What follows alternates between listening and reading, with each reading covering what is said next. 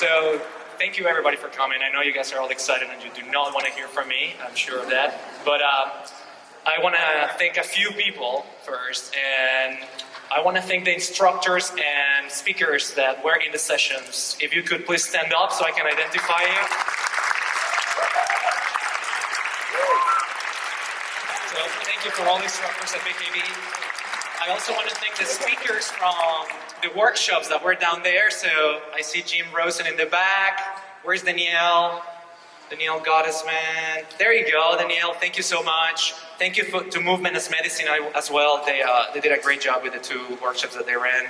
And Nancy Cantor from the Dream Factory. Where are you? Down there. So thank you so much.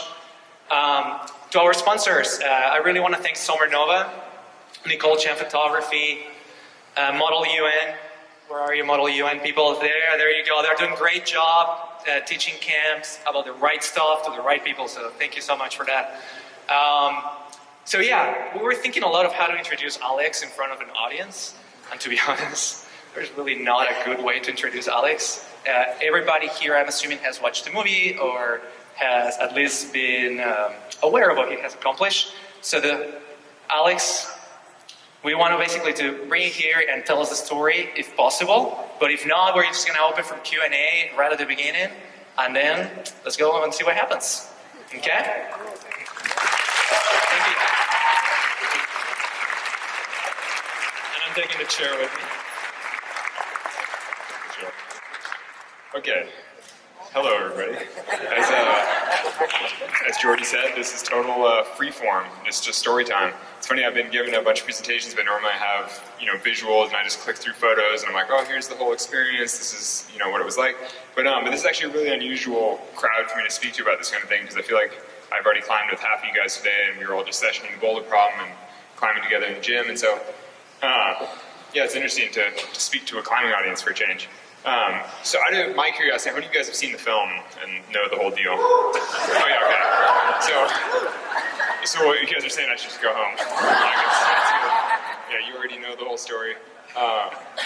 So I don't know, I guess, how many of you guys were at the Entrepreneurs Lunch this afternoon? I chatted a bit with some of you guys there. I think maybe, I'll tell a quick little story, kind of along the lines of what I was talking about at lunch, sort of the preamble to the film. Because I think, it's an incredible film, obviously won an Academy Award. It's like they did a great job sort of documenting the 2 years of effort that I put into free soloing El Cap. But what the film doesn't show are the, 17 years or so of climbing that I had ahead of time that got me to the point where I could look at El Cap and think that it was worth putting in the 2 years of effort to free solo it. Because I feel like that's, in a lot of ways, the bigger story is being able to look up at a wall like that and think, you know what, maybe I could climb that without a rope. And so maybe I'll chat about that a little bit and then just open it up to questions from you guys if that's all right. Because, unless this guy has a question already, let's hear it. Yeah, you're all fired up. Heck yeah. It's all about boldness, Yeah. Could you free solo the tog?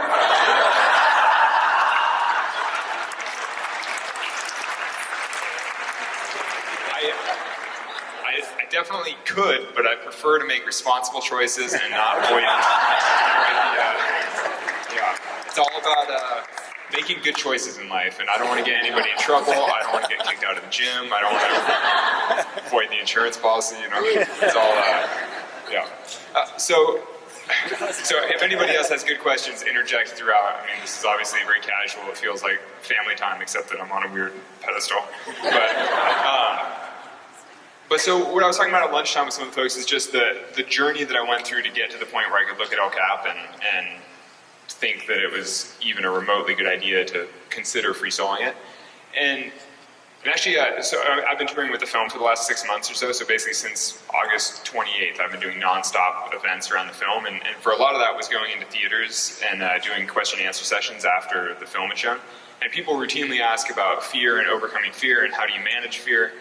And I think that in a lot of ways, the many years of effort that I put in before climbing El Cap was a lot of that process of managing fear. Because in 2009 or so, when it first occurred to me that maybe I should free solo El Cap, I would look at the wall and I think that is horrifying. It would fill me with deep, deep fear.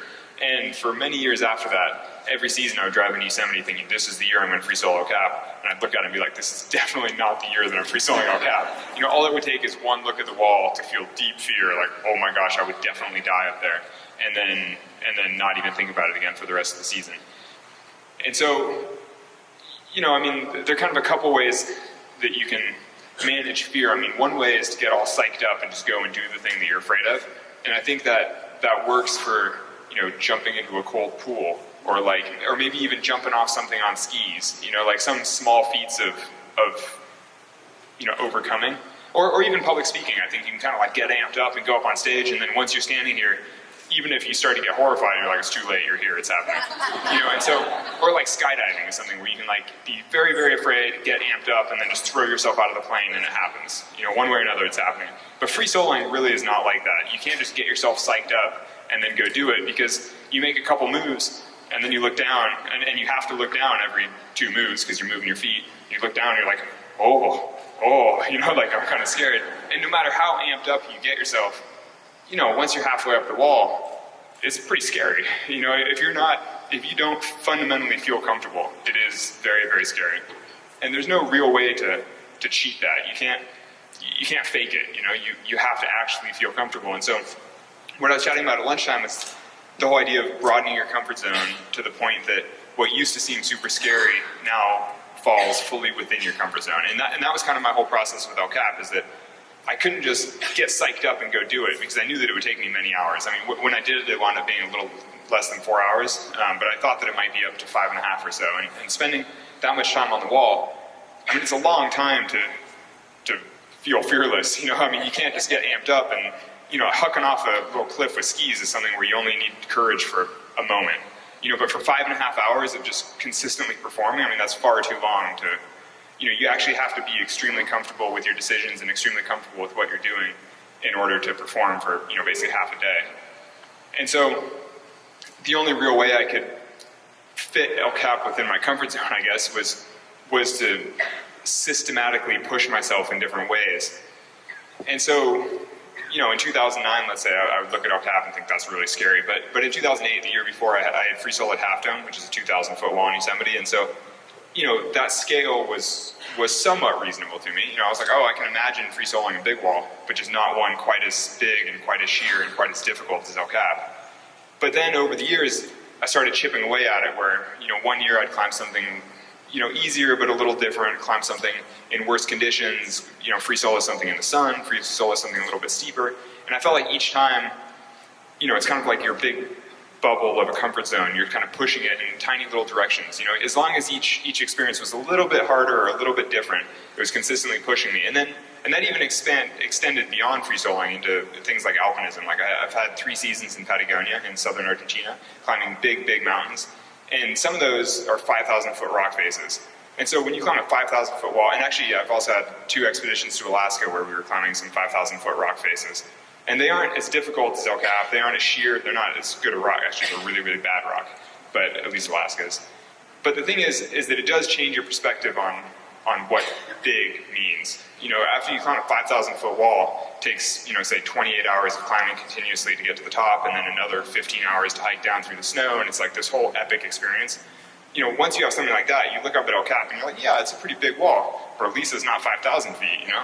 And, you know, it sounds silly, but over the years, I was gradually broadening my comfort zone like that until, you know, by 2015, I suppose, I showed up in Yosemite and I looked at El Cap, and it actually, you know, I was like, oh, it's big, but it looks kind of low angle. I mean, for those that haven't seen El Cap in real life, you know, it looks really, really sheer, but the reality is it's probably 88 degrees, you know, it's not quite vertical, and the bottom 1,000 feet, well, I mean, okay, but looking around this gym, pretty much every single wall is overhanging, I think. So, you know, in general, when you climb indoors, everything is overhung. So as soon as you tip it back, you know, several degrees, it does feel a lot easier, particularly if you're good on your feet and you can get your weight over your feet. And I mean, that's kind of what we were just practicing on the Boulder Problem upstairs. Sorry, I digress. But so, I finally got to the point where I could look at El Cap, and the bottom 1,000 feet are actually low angle, the first 1,000 feet. And you see in the film when I'm working on the free blast slabs, it was scary for me because it's so low angle. But that's not physically that hard because it's, you know, it's like this steep. And then the top is almost vertical, but the point being that I would look at the wall and think, that's possible. Like, it's not that big. It's not the biggest thing I've climbed. It's not the hardest thing I've climbed. It's not that crazy. And so finally I got to the point where I looked at it and was like, I may as well try, and so the film picks up at the point where I could look up at El Cap and think, it might be possible to free solo this. Let's put in the time and the effort to find out. And at that point, I'd been thinking about it for, I've been sort of dreaming about it in the back of my mind as this like ultimate dream for 6 years, and always lacked the courage to try. And so I finally realized that, I wasn't getting any younger. I wasn't really getting that much better at climbing. I mean, I'd been improving at climbing over the years, but I kept thinking that one day I would wake up and El Cap would look easy. I'd suddenly be so strong that I'd be like, I can do that, no problem.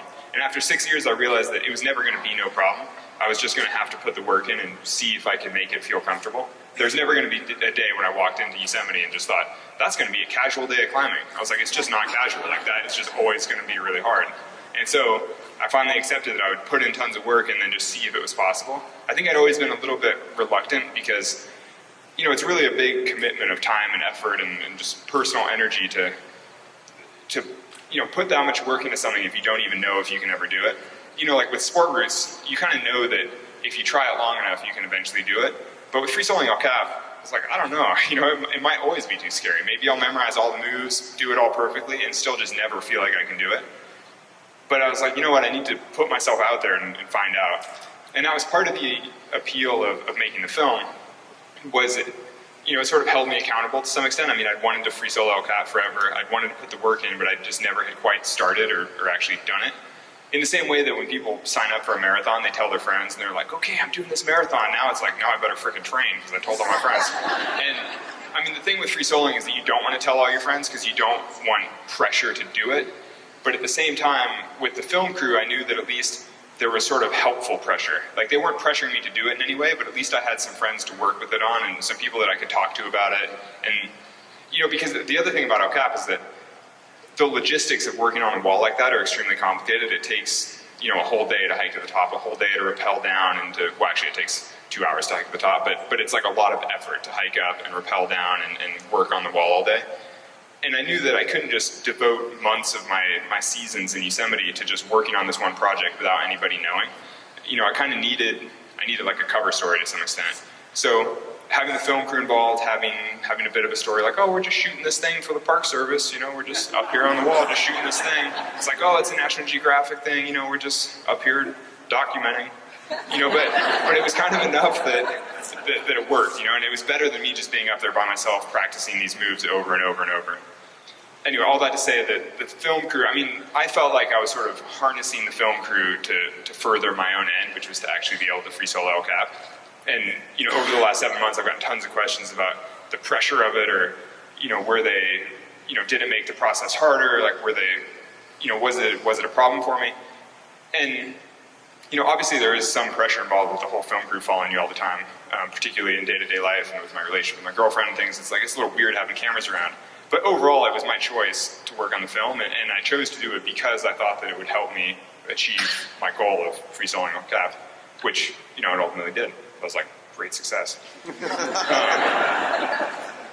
Anyway, I guess the point to that whole story, I mean, I so rarely just ramble freeform like this. I'm like, I guess to bring it back together is that, I spent, 6 years looking at El Cap thinking it was too scary. And the only way to make it less scary was to go out and do all kinds of other climbs, push myself in all kinds of different ways until my comfort zone was broad enough and wide enough that El Cap sort of fell within it.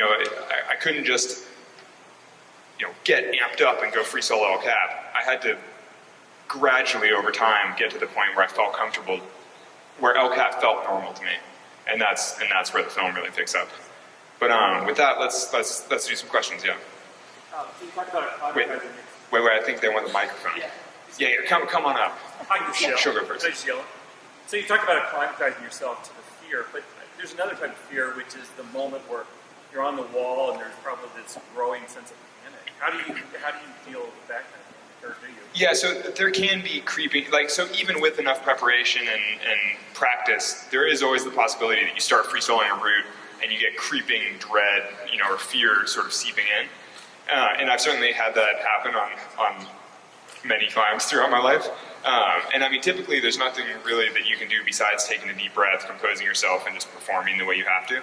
Though I kind of knew that on El Cap, that would be disastrous. I'd experienced that enough in the past that I knew that I couldn't have that happen on El Cap. And so I really just over-prepared. I trained super hard, I practiced a lot, and then I just visualized that kind of stuff a lot. I imagined what would it be like. Actually, for those of us who were just upstairs climbing on the boulder problem, I mean, the boulder problem is the hardest part of El Cap. And I would imagine what will it be like if I grab this, if I press up into the thumb press and then get really scared, what happens then? Or like, what happens if my leg starts to shake as I try to switch my feet through? And I would, imagine that, I would think it through. And, not that I would come up with the best answers necessarily, but having thought through every eventuality, every potential thing, I mean, it just means that while I was up there climbing, I felt like I had dealt with it all before. I mean, I think that's kind of the only real way to manage something like that. You just have to imagine the unexpected. You'd mentioned that the film crew was helping keep you accountable and keeping you moving. Like, to some extent, yeah. To some extent. Yeah. And obviously in life, like, you're picking your team, you're picking the people around you to help move you forward. How did you know that the folks in the film crew, either the directors or the cameramen, they were the right team for you in working with them? So almost everybody in the film crew was already a really good friend of mine. So Jimmy Chin, the director, the co-director with his wife, Chai. At the time, I actually didn't know his wife that well, but I figured if Jimmy married her, she must be fine. But Jimmy and I had traveled extensively together. We'd lived together on a boat for 3 weeks. We'd lived together on jeeps in the Sahara for 3 weeks. Like, we've been all over the world on all these crazy trips. And so, I knew what it was like to work with Jimmy. And also, Jimmy and I worked together in a commercial capacity many times, like shooting a TV commercial, shooting, clothing ads and things like that. So we'd worked together a lot, we'd lived together a lot, and I knew that he was fine. And then he sort of assembled his own team of high-angle cinematographers, like people that can shoot videos on a cliff. And, unsurprisingly, there are only 6 or 7 people that do that at an elite level in the world. And, I've worked with all of them over the years. So, the team that he assembled were all really good friends of mine, many of whom I'd spent months living with. So, they were the people that I would like to spend my time with anyway. And then even more so with the riggers and the monkey, basically people who were doing more of the toiling, like carrying loads up to the top of ropes and things like that. I mean, those are, many of them were my homeless friends. I was like, oh, my buddy James is living in a car and he needs work. It's like, pay him $100 to carry a rope to the top of El Cap. I was like, oh, it's a nice way to share the love in the community in Yosemite. Hi, Alex. When you got to the top of El Cap, you were on the phone with Sonny, and you said you felt like you could cry, but you weren't crying. So I was just wondering when the Did I last cry? time... No. I'm like, I'm crying. I was bawling. When was the last time you cried? We're family. We won't tell anyone. Yeah, we were climbing together earlier. We're tight. No, honestly, I don't totally remember. It's been a really long time. I don't know. Thank Maybe. you. Yeah, like Telling. maybe 5 or 6 years or something. I don't know. And also, I'm getting married this summer to my climbing partner. We wanted to invite you to our wedding. It's June 29th. Please come. You said this summer? It's this summer. We're doing paperless post invites, so if you give me your personal email, I'll shoot you. Can you come? I'll pencil it. We'll see. Tentative. And also, then we're climbing in Yosemite later together. Oh, perfect. We're inviting you to that. In the summer. This summer. I know it's going to be hot. It's going to be but hot as balls. Go to Tuolumne. It's too hot in Yosemite. Don't go to Yosemite. Don't go to Yosemite. Oh, okay. Yeah, go to Tuolumne. Okay, thank you. Thank you It's so the much. high country. It's I Yosemite look forward to National seeing Park. you at my wedding. Yeah. It's my favorite kind of question. So I'm a tennis player and a tennis coach, and one of the things that I do after I play a match or one of my students plays a match is first we have the reaction, like if you've lost, you go through the emotion of losing, or You cry. Yeah. right. And if you win, you celebrate. And in the film, we got to see you celebrating, and I think the word you used was delighted. You were just delighted. And then after a tennis match, we analyze it. So we say, what happened? Where did this go well or go badly? And in the film, I got so much of a sense of the prep, of the different moves that you were planning. And then when the film was over, I was like, I wanted like the post-match analysis. Like what things, after you got over, maybe you didn't get over the delight, but after you had that reaction and shared it, then I'm guessing you go back and you say, wow, I remember this part of the climb or that part of the climb. I'm wondering what kind of thoughts you have along those lines. That's a really interesting question that I haven't really thought about, and I think that maybe one of the differences between climbing, certainly an experience like free soloing El Cap and tennis, is that after each tennis match, you know that you're fundamentally going to do that same thing again next time. But with El Cap, I probably will never free solo El Cap again, and if I do, it wouldn't be the same route. It would be some different route or some, there'd be something new to it. So, like for example, last summer, Tommy Caldwell and I did the speed record on El Cap, and so we did that by climbing this one route, 15 times. Each time we'd hike down, we'd spend the whole hike debriefing, where we would talk through the entire, exactly what you're describing, where we would climb as fast as we can, and then the whole walk down, we'd say, what were you doing when I was here? How did you climb this section? How do you think we can do it faster? Could we carry less gear? Basically debriefing for a couple hours. And then when we'd eat dinner that night, we would talk through it all again from bottom to top with like, okay, so what should we be doing differently? But the thing with free soloing is that realistically, I'll never do it again quite like that. So I just don't quite have to debrief in the same way. And I think, at least with a particular free solo, I got to the top, I was like, I'm the freaking man. That was amazing. It really was probably the best I've ever felt climbing. It felt incredible. Everything went well, and I was just like pretty satisfied with it. And even now, I watch the film, and I'm like, oh, that looks pretty freaking good. It really is the thing that I'm most proud of in climbing. And so, I agree that if my goal were, ultimate performance in climbing, yeah, I should obviously break it down and debrief it. I could have climbed a little faster. I could have done a couple things a little better maybe, but I'm like, I don't care, it's fine. But I do try to debrief about all other climbs, basically. All right, thank you. No, thank you. Yeah. So on the crying piece, I'd say the Hallmark Channel Christmas episode is next time for your answer. They get you every time, I'm sure. Your peer group. Can you talk about your peer group a little bit of other climbers? Do you draw strength from them? Do you talk to them? Do you talk to them before, afterwards, and so on? Yeah. Like Tommy Caldwell, in a way, he's not really a peer. He was my childhood hero. He's 7 years older than me, and so I grew up, he was already a professional climber, and, I grew up looking up to him and thinking he was the man. And so, I've been lucky enough to get to climb with many of the best climbers in the world, and it's certainly super inspiring for me. And actually, honestly, I was just thinking about this when we were upstairs working on the boulder problem with the group of all you guys that were trying to boulder. And the thing is, I spend pretty much all my time climbing with people who are better than me. Like, all of my friends are stronger than me in some way. They all sport climb harder than me. Tommy boulders harder than me. Tommy's always been a little bit stronger than me. And so I spend all my time always being the weak guy. And going up and working on the boulder problem, I was like, oh, at least I'm not the weak guy. Like, when you just roll, and not to be douchey, but, I was like, oh, like, it is nice to see that sometimes, because, like, when I train at my home gym with my friends, I'm always the worst. And so, I was like, oh, it's nice that when you just grab a random sampling of climbers in the gym, at least I'm not the worst, I was like, that's satisfying. But I think that's the really important thing about climbing with people who are better than you, that sort of push you in the right way and remind you that there's always room for improvement. Hey, sorry to interrupt the proceedings and these really interesting answers to these questions. I just want to make a quick announcement because we got a call from our property manager, and I want to let you know if you are parked in a fire lane or outside a designated parking spot anywhere on Somerville Avenue, your car is going to be towed. So take a second to think about where you parked, and if you're unsure about whether or not you were supposed to park there, you might want to run and check on your car. I'm done. I was expecting half you guys to get up and run. Oh no. Yeah. Especially in Somerville.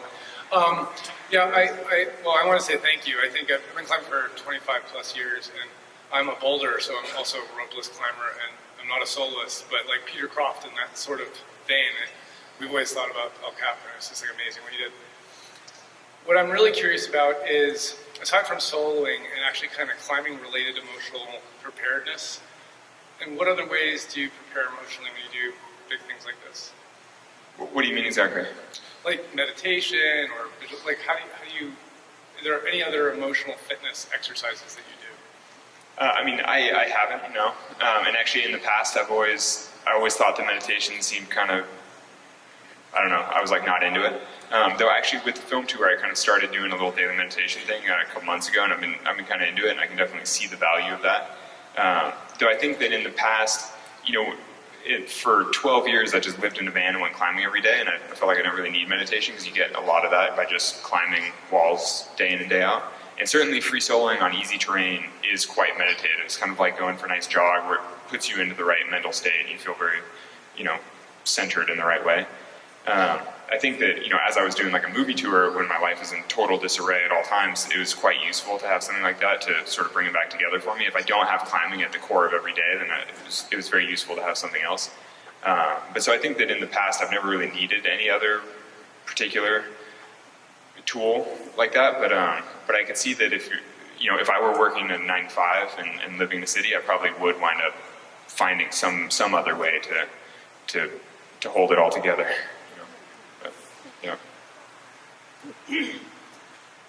Hi, Alex. Seen your film 3 or 4 times now. Probably seen another 10.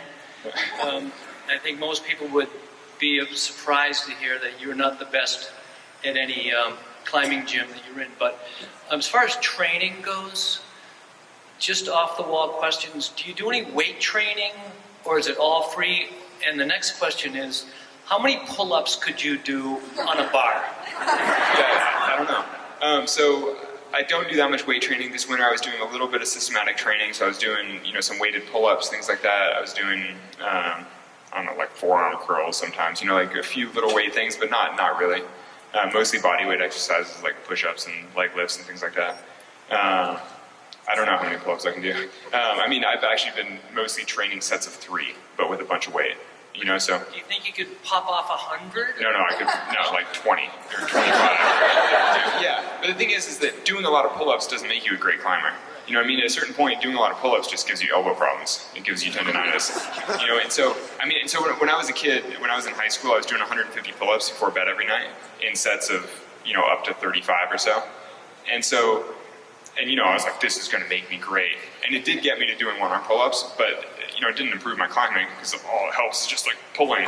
It's like, that only gets you so far. At a certain point, you have to be precise about your footwork and how you hold on and your fingers and, Thank like Chris. Hey, Alex. So my question is about the feeling of actually completing this lifetime achievement, and I'm just wondering if you are feeling just so perfectly content now that you accomplished this thing that you've been doing, working towards for so long, or if you're already looking towards that next thing that you want to accomplish, whether in climbing or just in life. Yeah, there's an easy answer, and everybody every day asks, what's next? And honestly, I don't totally know.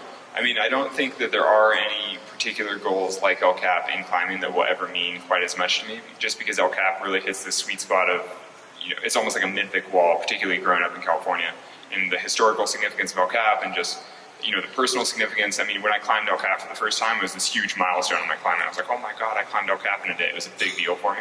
And so, there will never be any other climbing objective for me that means quite as much, I don't think.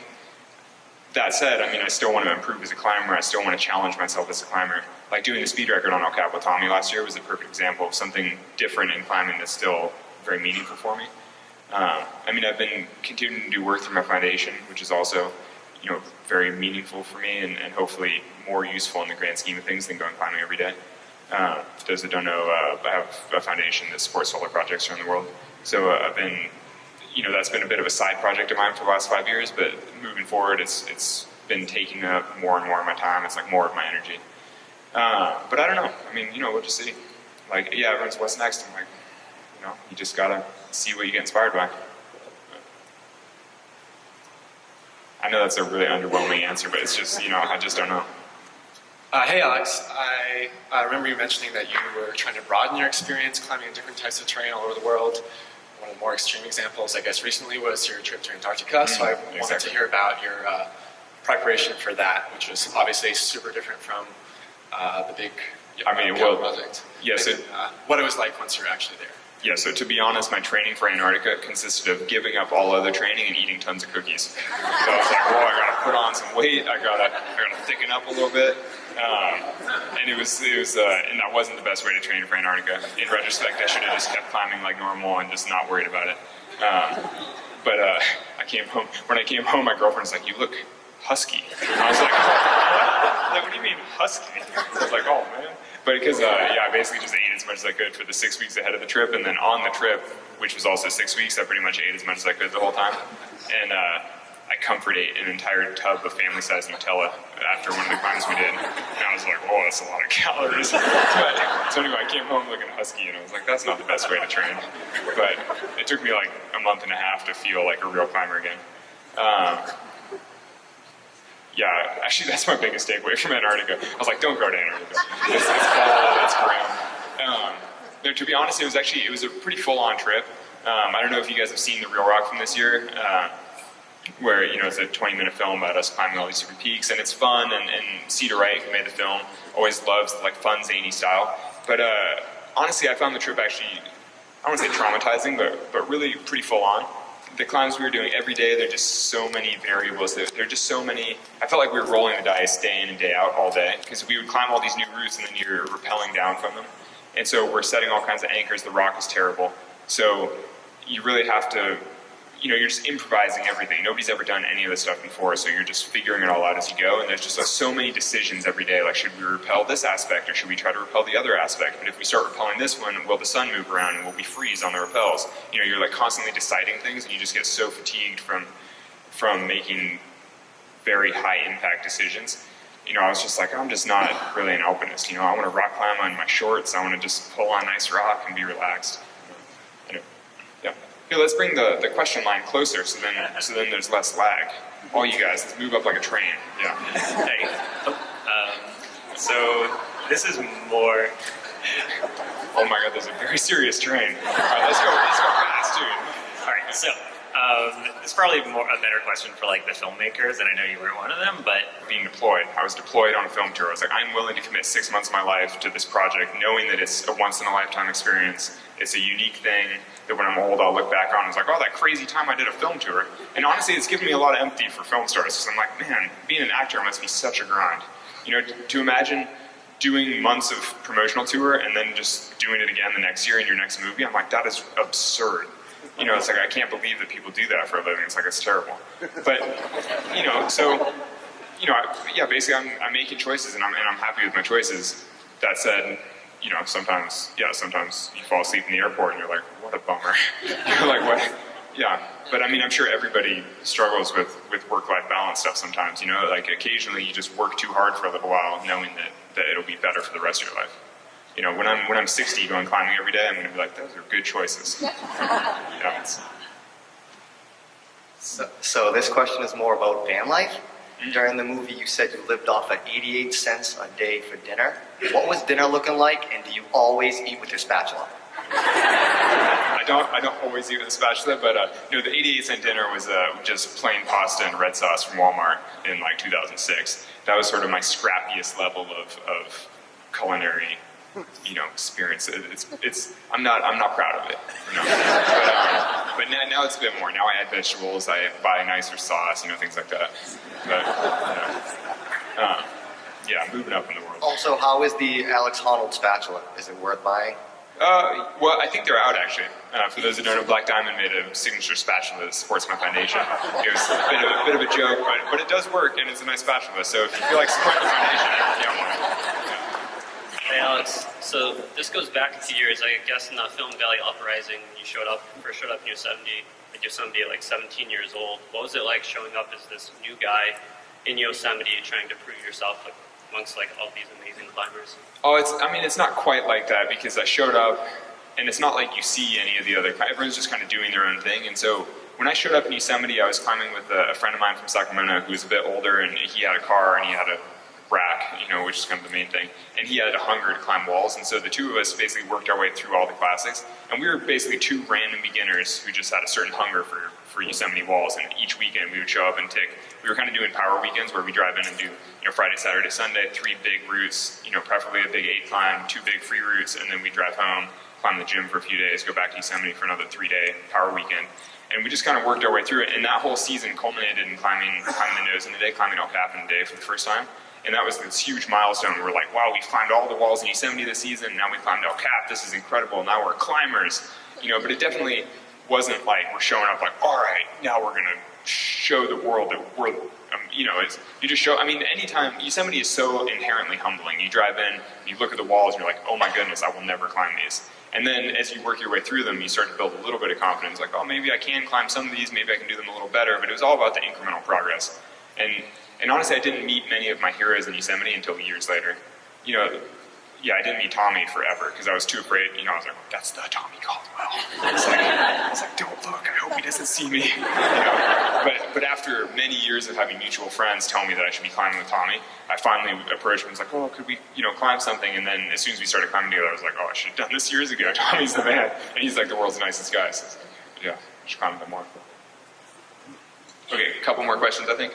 So actually, sorry, you guys. I can talk to you guys in a minute, but the rest of you have to go validate your parking. But, Well, I hope this one's worthwhile. When I first heard of you in 2009, I was really impressed about how you sort of just seemed to do things that you wanted to do. And you've been talking about that to this group, about these choices you've been making. They've just been choices that sort of come from, some inner knowledge or something. You just sort of say, hey, yeah, that feels right.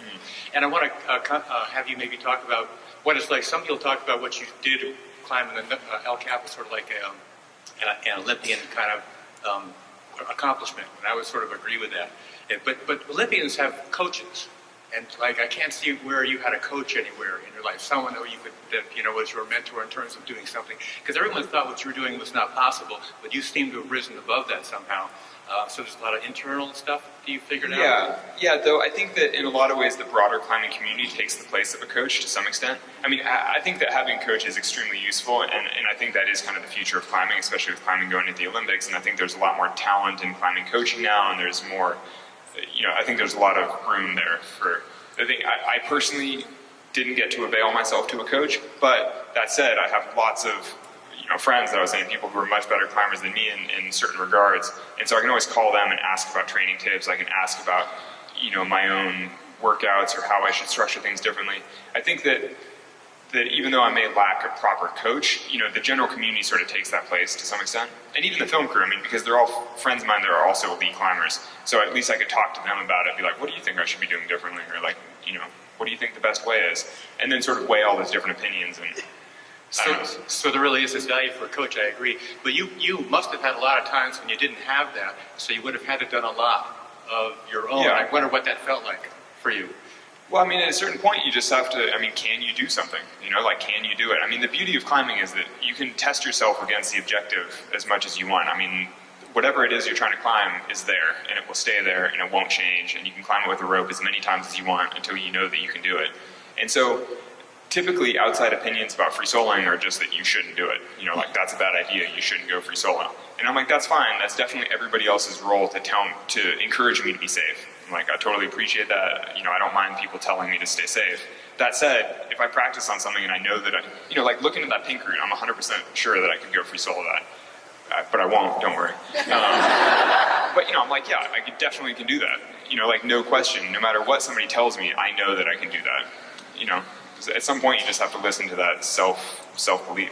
I really appreciate the way you've done all this. Thank you very much. Oh, thank you. All right, maybe last question? Yeah. Hi, Alex. My question's a little bit similar. I was just thinking, from my line of work, and I'm sure a lot of people in this audience, we have office jobs, and to become better at what we do, usually our managers give us development plans, or we're reading books, or doing trainings. And I think, just curious, for climbing and for climbing El Cap, what kind of preparation, What's my development plan? Yeah, what was your development plan? And where did you get the guidance? Because no one's done that before. No, honestly, as soon as you said that, I was like, oh, I kind of wish I had a development plan. I would love to have somebody tell me, here are the things that you can do to improve. But instead, I'm sort of blindly casting my line out all the time, hoping that I catch something. I read all the different books about training. I talk to my friends about it. I'm constantly trying new things and experimenting and seeing what works. But yeah, I think it would be a lot easier for me if I had somebody who could just tell me, here's how you train for El Cap. But actually, if you want the long form answer, training for the free solo was kind of interesting because some people have trained for free climbing El Cap, but to free climb El Cap, you basically just have to climb the 3,000-foot wall once. But to free solo El Cap, you're going to have to climb the wall, say, 15 times over the course of the season to memorize all the moves and to practice it. And so really you're sort of training for like the ultra marathon of climbing. You're not training to climb El Cap, you're training to climb El Cap day in and day out all season long.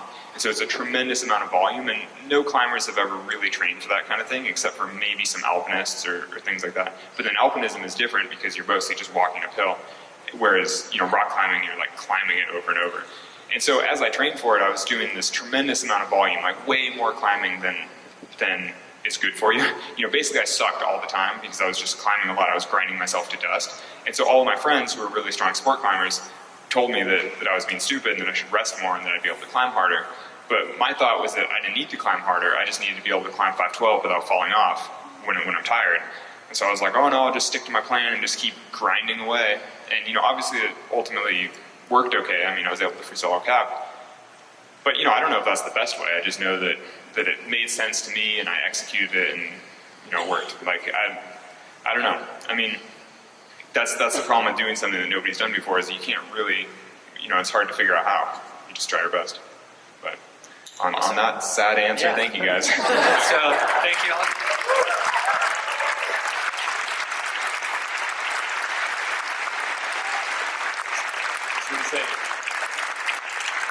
So just a couple of things. I wanted to acknowledge the entire Brooklyn Border staff and entire Lexington Well Management staff for an awesome event. For all of you that want to stick around and climb, it will be doing that until 6 p.m. and after that, pretty much everybody has to stop climbing. I've been told. So yeah, I know Alex has to go very soon, but pretty much if you want to take a picture with Alex, this is kind of like the last spot to do it. So make sure you do it. Thank you again. Cool, thank you guys so much for having me.